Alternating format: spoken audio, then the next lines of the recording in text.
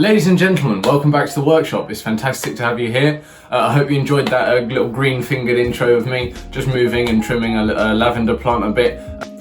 So today I'm on my own again.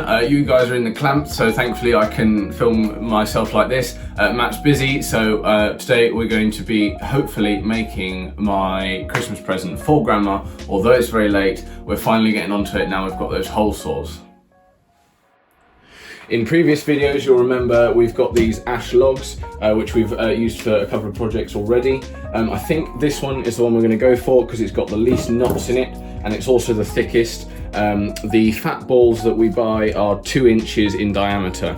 So in the past, her current one of these, like garden bird feeder things I'm going to make, had much smaller holes than that. It was about 1.5 inches. So you had to cut the fat balls and it made a mess and it was a bit of a faff. So I thought for Christmas, I shall make her one with 2-inch diameter holes in it, so that the fat balls don't need to be cut, they can just go right in like that.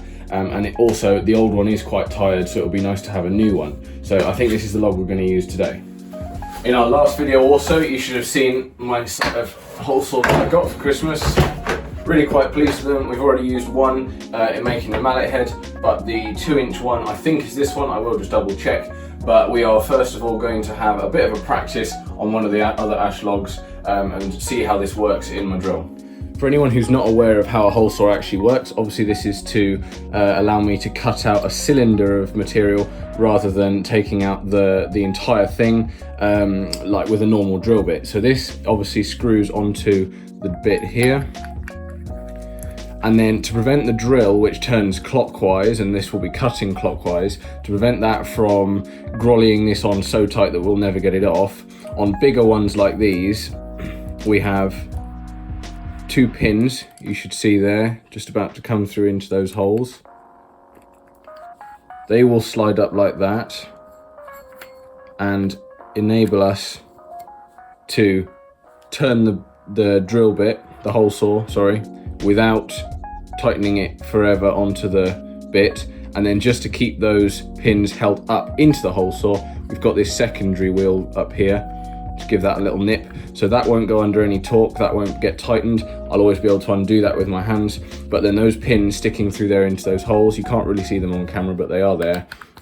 You can see now that it's not coming out, and I can put as much torque into this through the drill as I want, and it shouldn't make any difference. So the drill here will be our guide, and then this will take out the rest of the material.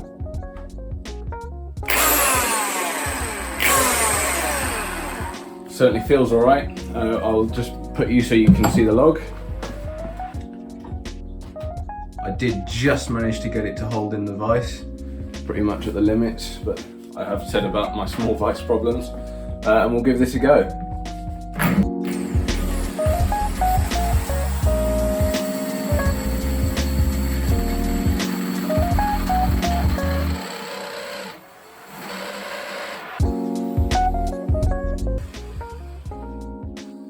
Well, that was awesome. A bit loud though, I'm going to have to put some ear duffs on and get my safety glasses on as well. Old glasses and ear duffs acquired.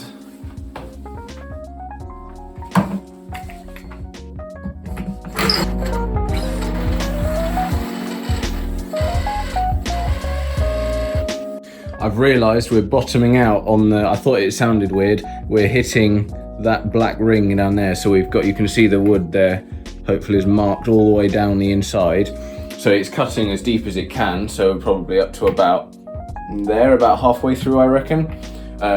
So what I need to do now is get my new chisels out. I knew I'd need them for this project, with my lovely new mallet, and we'll get this material here taken out so we can go all the way through from one side rather than trying to go the other way and missing and getting it out of alignment. Slight snag, the vise isn't opening wide enough to hold that log, and that one's one of the thinner ones, so that bigger one that we're going to use for the actual thing is definitely not going to fit in there. So I've got 2 bits of scrap pallet wood, and what I'm thinking is I might be able to bodge probably a very dangerous bigger sort of clamp vise extension, but for that I do need to put a rather large hole in there, so I thought, well, I've got some hole saws now, let's make use of them after all.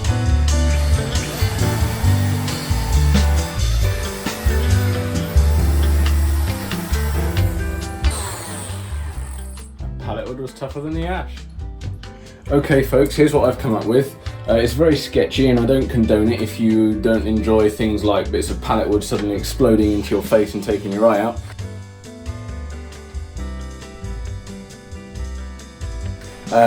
But the pallet wood is much more flexible as softwood than the ash, so it will sort of bend and give a bit. So I was able to put this wire on really tight around it and sort of clamp the ash log between it that we're trying to work on, and then this board will fit in the vise and I can tighten it up. So hopefully this will be a sort of compromise. Obviously in the long run we hope to get a bigger vise and then this won't be an issue, but for now it's the best thing I can think of. This, by the way, as well, is where the time goes on projects, unforeseen problems like this. But anyway, now that we've got that in there secure enough, I can use my lovely new mallet, which, by the way, the guy who supplied me, my scout leader who supplied me the wood, is thrilled with, as is my next door neighbour whose pillar drill I borrowed. They're both really happy with it. Neither of them seem to recommend putting anything on here because it's hard enough, and it's such hard oak, and as I'm only going to be hitting these plastic or wooden chisel handles, it shouldn't be too much of an issue.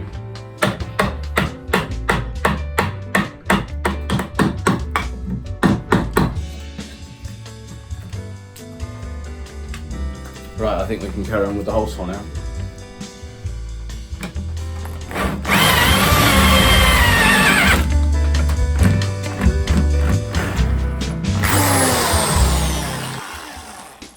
For some reason these pins keep dropping out and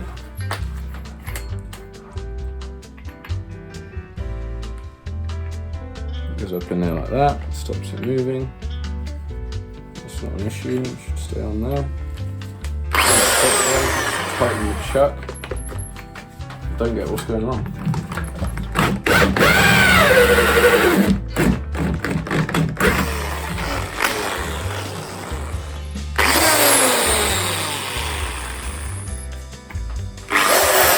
Well, we have got there. I just spun it round, but the temporary vise broke on me again. I did go from the other side and it finished it off. I think it was because we were getting close, was why it didn't want to go through. Also, looking at the hole saws, they're not the most expensive set. This wear here makes me think that there's probably a build-up of that weld holding it together. You can see where the paint's rubbed off, so I think that raised point rubbing on the inside of the log certainly didn't help, if not cause the problem.